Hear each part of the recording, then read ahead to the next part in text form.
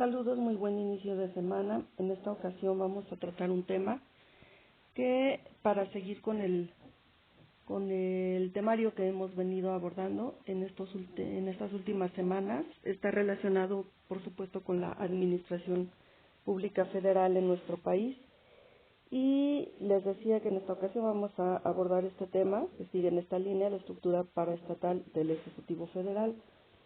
Es importante que puntualicemos en primer término de qué va la descentralización o qué se entiende por descentralización, para después puntualizar qué es la descentralización administrativa, que es la que nos interesa en esta ocasión.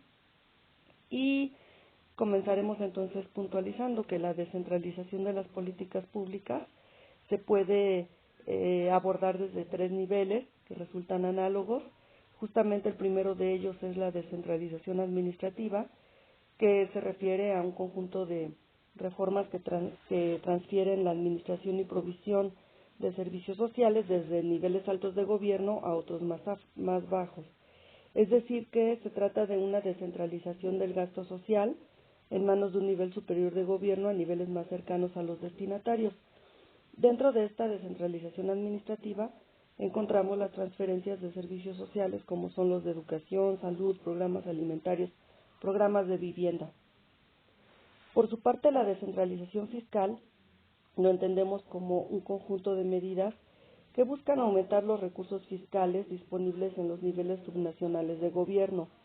Hay algunas formas específicas de hacer esto, como son aumentando la proporción de transferencias de niveles altos a otros más bajos, acrecentando la capacidad de recolección de ingresos de los niveles subnacionales, ya sea por mayor autonomía para fijar sus bases y tasas impositivas o para contraer deuda, o delegando a los gobiernos subnacionales impuestos que eran previamente nacionales. Tenemos también la descentralización política, que se entiende como un conjunto de medidas de reforma de los sistemas electorales o constitucionales que devuelven capacidades y autonomía electoral o política a los niveles o actores políticos subnacionales.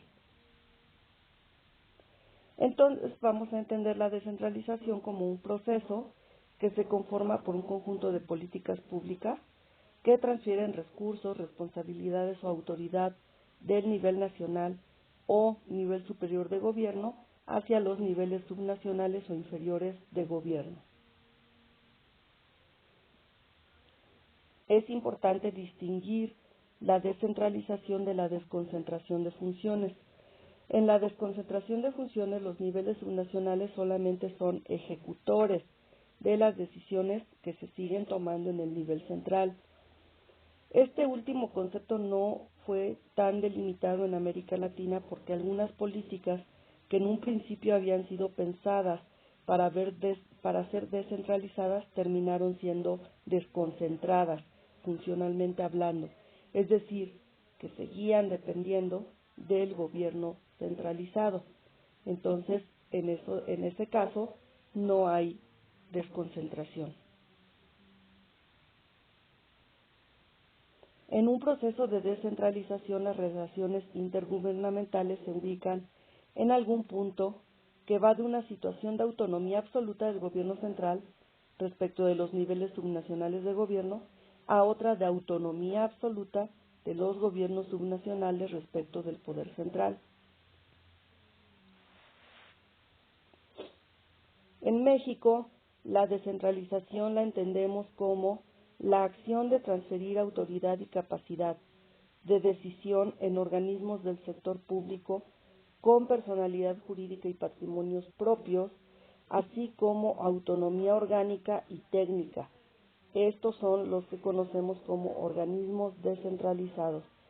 La finalidad de esto es descongestionar y hacer más ágil el desempeño de las atribuciones del gobierno federal.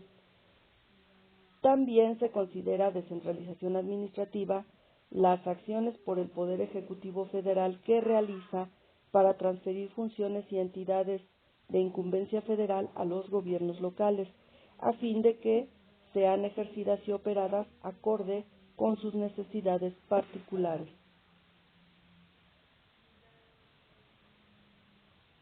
La descentralización en nuestro país ha adoptado tres modalidades diferentes: la descentralización por región, la descentralización por servicio y la descentralización por colaboración.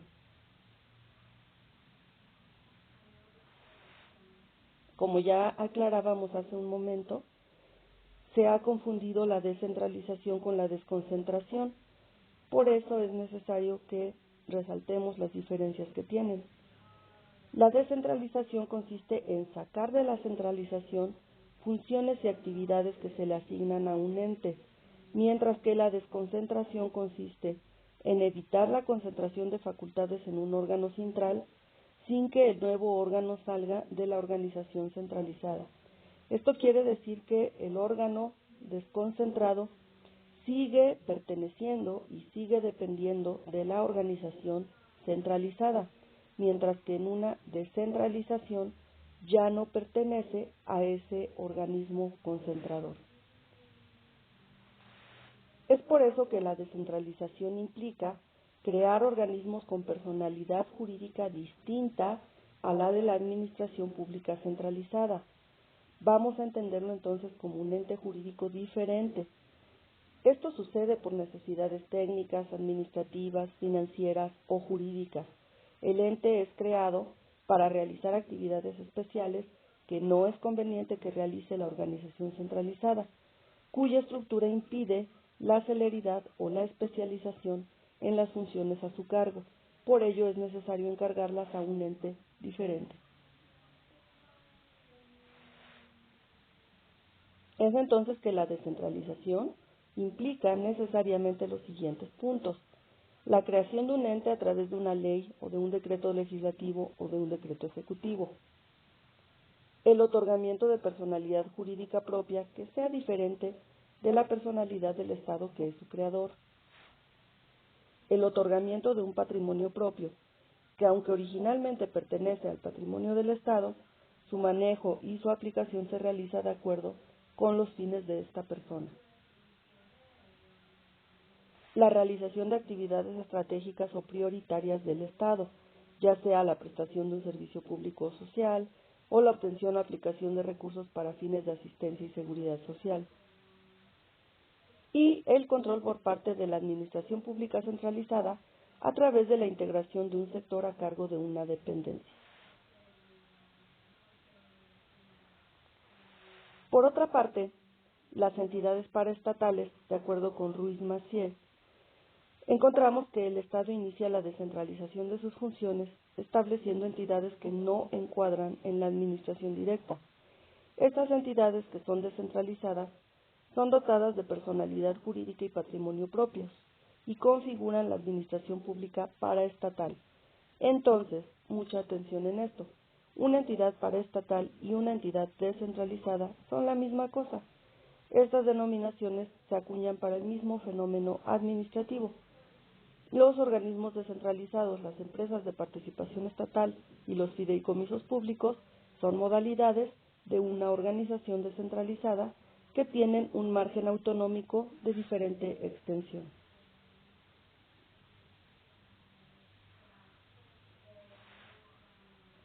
El objeto y finalidad de las entidades paraestatales es que las dependencias directas del Ejecutivo Federal se constituyan en unidades con responsabilidad sectorial. Ya habíamos hablado previamente de la sectorización y concretamente para recordar este punto podemos decir que se enfoca a un ámbito específico de la administración pública. El segundo es que se encarguen de la planeación y conducción de las políticas a seguir en cada sector de la actividad. El tercero, que cuenten con las facultades para coordinar a los organismos descentralizados y a las empresas de participación estatal, instituciones nacionales de crédito, organizaciones auxiliares nacionales de crédito e instituciones nacionales de seguros y fianzas y fideicomisos. De acuerdo con Carrillo Castro y García Ramírez, las empresas paraestatales se refieren en su alcance genérico a los organismos descentralizados de estricto derecho público. Se suman al cuadro de las empresas públicas otras figuras que son propias del derecho privado, sujetas en razón del interés público al que sirven, por normas diversas a las que rigen a sus equivalentes en el orden jurídico mercantil ordinario. Estas son las empresas paraestatales en un sentido restringido, que la ley orgánica hace equivalente a las sociedades por acciones, tanto en calidad de paraestatales mayoritarias como minoritarias.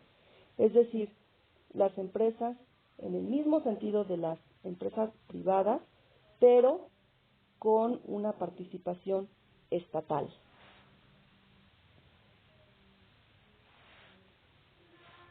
El fundamento normativo de la administración pública paraestatal se encuentra en los artículos 49, 80, 89, fracción 1 y 90 de la Constitución. El artículo 49 prevé que el supremo poder de la Federación se divide para su ejercicio en legislativo, ejecutivo y judicial.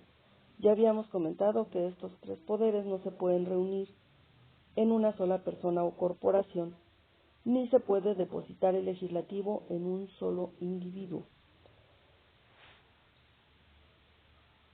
El artículo 80 establece que se deposita el ejercicio del supremo poder ejecutivo de la Unión en un solo individuo, que se denomina presidente de los Estados Unidos mexicanos. El artículo 89 establece que las facultades y obligaciones del presidente son promulgar y ejecutar las leyes que expida el Congreso de la Unión, proveyendo la esfera administrativa a su exacta observancia. Encontramos aquí entonces el fundamento del que hablábamos. Por su parte, el artículo 90 establece que la Administración Pública Federal será centralizada y paraestatal, conforme a la ley orgánica, que es la Ley Orgánica de la Administración Pública Federal. Esta ley distribuirá los negocios del orden administrativo de la Federación, estarán a cargo de las Secretarías de Estado y definirá las bases generales de creación de las entidades paraestatales y la intervención del Ejecutivo Federal en su operación. Las leyes determinarán las relaciones entre las entidades paraestatales y el Ejecutivo Federal o entre estas y las Secretarías de Estado, que como ustedes recordarán, estas Secretarías de Estado son las entidades auxiliares del Poder Ejecutivo. Por su parte, la Ley Orgánica de la Administración Pública Federal establece en su artículo 3 que el Poder Ejecutivo se auxiliará, en los términos de las disposiciones legales correspondientes, de las siguientes entidades de la Administración Pública paraestatal, y aquí las enlista. Organismos descentralizados, de los que ya hablamos, empresas de participación estatal, que también ya fueron definidas, instituciones nacionales de crédito, organizaciones auxiliares nacionales de crédito e instituciones nacionales de seguros y fianzas y fideicomisos. Pues bien, este es el contenido de la descentralización, las diferencias entre la descentralización y la desconcentración, y ya en la exposición anterior habíamos hablado de los organismos autónomos. Estas tres figuras, descentralización, desconcentración y organismos autónomos, tienen linderos muy cercanos, pero son distintas entre ellas. Te invito a que realices la actividad para distinguir a estas tres figuras. Muchas gracias por tu atención y nos vemos en la próxima transmisión. Hasta pronto.